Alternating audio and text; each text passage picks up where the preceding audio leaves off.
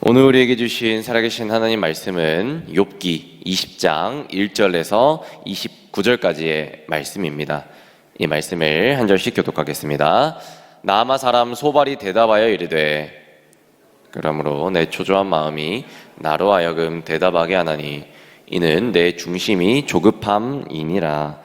내가 나를 부끄럽게 하는 책망을 들었으므로 나의 슬기로운 마음이 나로 하여금 대답하게 하는구나. 내가 알지 못하느냐? 예로부터 사람이 이 세상에 생긴 때로부터 악인이 이긴다는 자랑도 잠시요 경건하지 못한 자의 즐거움도 잠깐이니라. 그 존귀함이 하늘에 닿고 그 머리가 구름에 미칠지라도 자기의 동처럼 영원히 망할 것이라. 그를 본 자가 이르기를 그가 어디 있느냐 하니라. 그는 꿈같이 지나가니 다시 찾을 수 없을 것이요 밤에 보이는 환상처럼 사라지리라. 그를 본 눈이 다시 그를 보지 못할 것이요 그의 처소도 다시 그를 보지 못할 것이며 그의 아들들은 가난한 자에게 은혜를 구하겠고 그도 얻은 재물을 자기 손으로 돌어줄 것이며 그의 기골이 청년같이 강장하나 그 기세가 그와 함께 흙에 누우리라. 그는 비록 악을 달게 여겨 혀 밑에 감추며 아껴서 버리지 아니하고 입천장에 물고 있을지라도 그의 음식이 창자 속에서 변하며 뱃속에서 독사의 쓸개가 되느니라. 그가 재물을 삼켰을지라도 토할 것은 하나님이 그의 배에서 도로 나오게 하심이니 그는 독사의 독을 빨며 뱀의 혀에 죽을 것이라. 그는 강 곧 꿀과 엉긴 젖이 흐르는 강을 보지 못할 것이요 수고하여 얻은 것을 삼키지 못하고 돌려주며 매매하여 얻은 재물로 즐거움을 삼지 못하리니 이는 그가 가난한 자를 학대하고 버렸으며 자기가 세우지 않은 집을 빼앗았음이니라. 그는 마음의 평안을 알지 못하니 그가 기뻐하는 것을 하나도 보존하지 못하겠고 남기는 것이 없이 모두 먹으니 그런즉 그 행복이 오래가지 못할 것이라. 풍족할 때에도 괴로움이 이르리니 모든 재난을 주는 자의 손이 그에게 임하리라. 그가 배를 불리려 할 때에 하나님이 맹렬한 진로를 내리시리니 음식을 먹을 때에 그의 위에 비같이 쏟으시리라.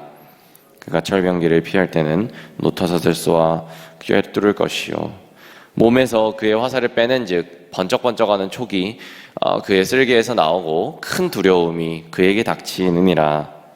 그 어둠이 그를 위하여 예비되어 있고 사람이 피우지 않은 불이 그를 멸하며 그 장막에서 남은 것을 해치리라.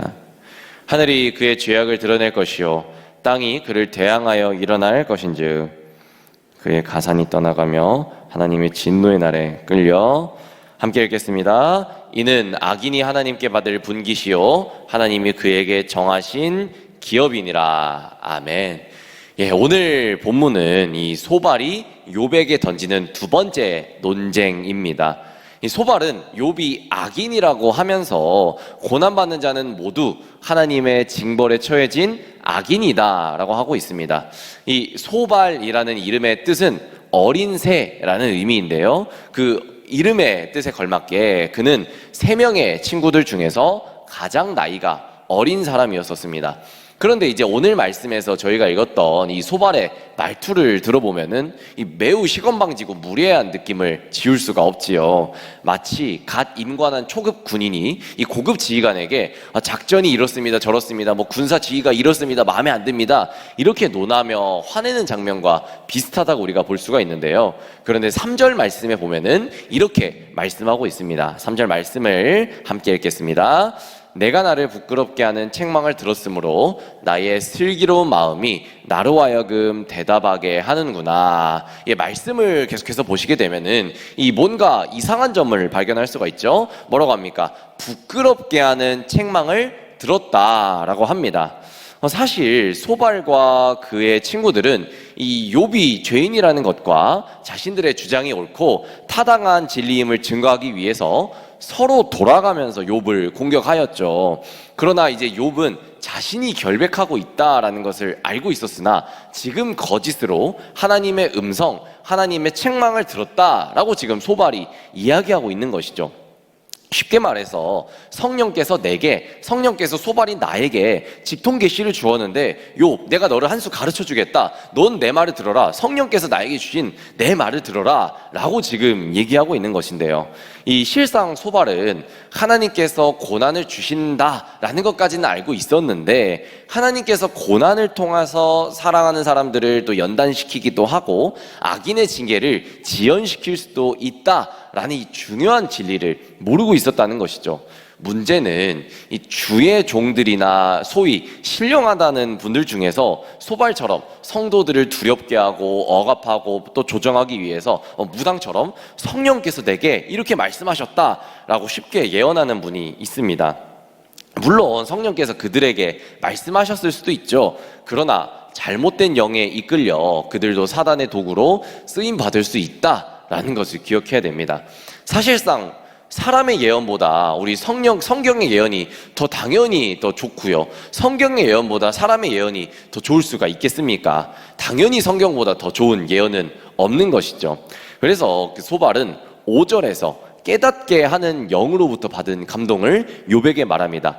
악인이 이긴다는 자랑도 잠시요, 경건하지 못한 자의 즐거움도 잠깐이니라 라고 합니다. 이 말은 지금 욥의 바로 이런 상황이 바로 이렇다는 것이죠. 지금 이렇다는 것이죠. 이 소발의 말로는 욥은 악한 자에게 경건하지 못했기 때문에 그의 기쁨도 금세 사라졌다라고 하는 것입니다. 결국 욥은 악인이다라는 결론을 지금 소발은 내리고 있는 것이죠. 그런데 지금 욥기를 계속해서 보고 계시는 성도님께서는 이 말이 허풍이다라는 것을 분명히 잘 알고 있죠. 여러분, 욥이 지금 무슨 잘못을 저지르고 있습니까? 아니죠. 우리가 욥기 1장에서 살펴보았듯이 욥은 자신의 죄로 인해서 이 고난을 겪는 것이 아닙니다.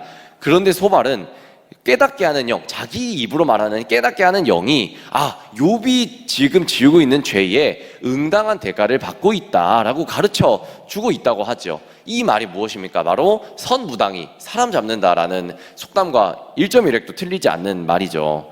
그는 하나님으로부터 받지도 않은 계시를 마치 사실인 양 지금 말하고 있는 것인데요. 12절에서 19절 말씀에 긴 내용을 조금 짧게 그리고 쉽게 풀어서 말씀하시면은 이 소발은 욥에게 이렇게 말합니다. 제가 화면으로 준비했습니다. 제가 읽겠습니다. 그가 혀로 악을 맛보니 맛이 좋았다. 그러나 그것이 뱃속으로 내려가서는 몸속에서 독이 되어버렸다. 이것이 그가 가난한 이들을 억압하고 돌보지 않았기 때문이며 자기가 세우지도 않은 남의 집을 강제로 빼앗기 때문이다. 12절부터 19절의 말씀을 또 쉽게 풀면 이렇게 설명이 되는데요. 소발이 말하는 소위 깨닫게 하는 영이 소발에게 이렇게 말했다고 하는데, 여러분 말씀을 보면서 어떻습니까? 저희가 무언가에 미쳐서 정신을 잃은 사람을 또 눈이 돌아갔다라고 표현을 하죠. 저는 이 말씀을 묵상하면서 저는 마치 소발이 무슨 마귀에 씌인 사람처럼 눈이 돌아가지 않았나라는 이런 생각이 또 들게 되더라고요. 웃긴 것은 이 마치 소발이 깨닫게 하는 영으로부터 받은 이 계시를 마치 사실인 것처럼, 그러나 실상은 상상 속의 이야기를 거짓말로 지금 지어내고 있다는 것입니다. 그렇다면 소발이 말하고 있는 소위 깨닫게 하는 영은, 깨닫게 하고 있는 영혼은 도대체 누구이겠습니까? 확실한 것은 이 거짓으로 지어내고 있다는 것을 보아 성령은 아니라 이 사단으로부터 받은 계시입니다. 하나님의 계시가 아니라 이 사람의 입과 생각으로부터 나오는 저주, 덩어리라는 것이죠. 여러분, 이 말씀을 통해서 우리가 무엇을 깨달아야 되겠습니까? 성령의 이름으로 함부로 예언하는 분들을 조심해야 된다는 것이죠. 또한 성도인 우리들도 너무나도 쉬운 방법으로 말씀이 아닌 사람을 의지해서, 말씀이 아닌 상황을 의지해서 신령한 사람을 통해 응답을 대신 들으라는, 음성을 대신 들으라는 태도는 결코 좋지 않습니다. 이전에 사주와 기도 응답의 차이를 나눈 적이 있습니다. 사주는 남을 통해서 내가 듣는 것이지만 기도 응답은 내가 기도해서 나에 대해서 주님께 직접 듣는 것이라고 말씀드린 적이 있습니다. 그러니까 우리가 함부로 예언해서도 안 되고요, 또 정죄해서도 안 됩니다. 자칫 이 사단의 음성을 하나님의 음성으로 받아들일 수 있게 되기 때문이죠. 사실상 이 소발의 말씀을 보면서 우리도 뭐 예언을 안 하는데 무슨 말씀을 적용할 수 있겠습니까? 라고 또 고민하고 또 의문을 가질 수도 있지만, 말씀드린 것처럼 우리가 함부로 정죄해서는 안 된다는 것이죠. 내가 이제 남을 정죄하고 판단하는 마음을 가지는 순간부터 내가 남에게 함부로 예언하는 자가 되고요, 내가 함부로 상대방을 비판하는 자, 그리고 하나님의 계시보다 더 높이 올라가는 자가 된다는 것입니다. 여러분, 말씀보다 더 좋은 예언은 없습니다. 그리고 말씀보다 더 좋은 음성도 없지요. 먼저 우리가 말씀을 추구하시기 바랍니다. 그런 다음에 성령의 음성을 듣고자 하십시오. 그리고 성경과 다른 성령의 음성이라면 과감히 우리 버릴 수 있는 그런 마음의 결단도 있어야 됩니다. 그런데 이 소발이 욥에게 한 말 중에 우리가 주목해서 봐야 할 논점이 있습니다.